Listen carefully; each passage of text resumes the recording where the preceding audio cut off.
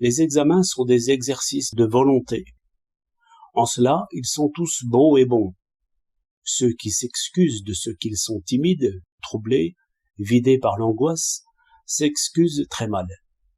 Ces fautes, de trop espérer, de trop craindre, enfin de ne point se gouverner virilement, sont les plus grandes fautes et peut-être les seules fautes. Je passerai encore sur l'ignorance, ou, mieux, je chercherai ce que le candidat sait, et je le pousserai là-dessus.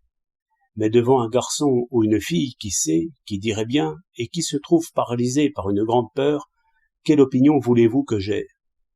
Il est trop facile de raisonner bien quand on n'a rien à gagner ni à perdre. Que l'on commence par là, c'est très bien. L'école est belle à voir parce que les fautes n'y ont point de grandes conséquences. Ce n'est qu'un peu de papier perdu.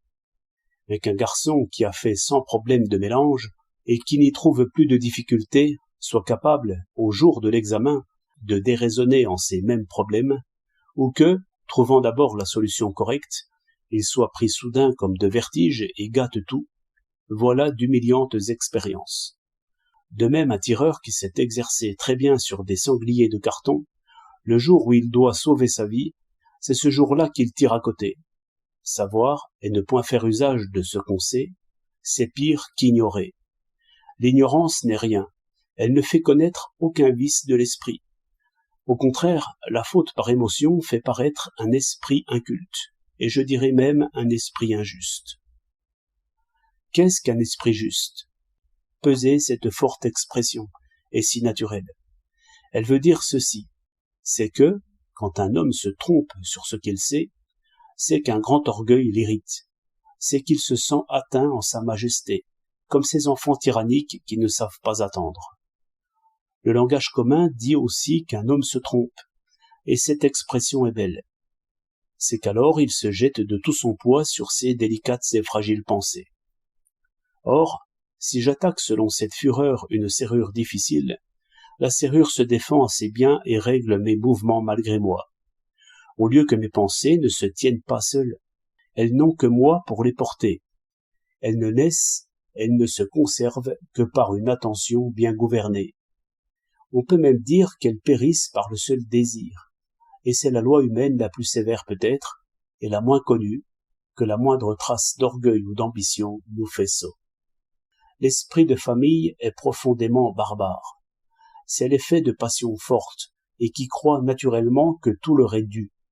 Lorsque l'enfant vit principalement selon cette politique du cœur, il compte toujours dans la suite sur l'amitié.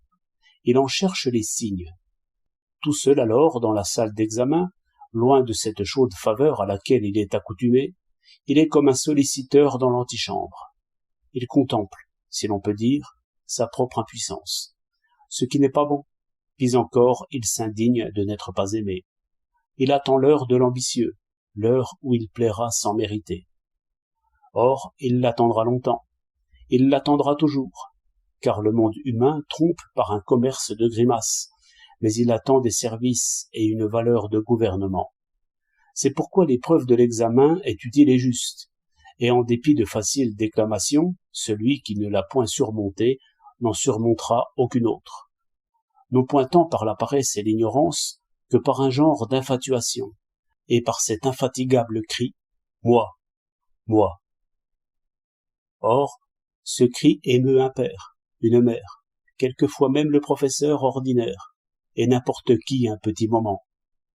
Mais le problème est sourd et muet.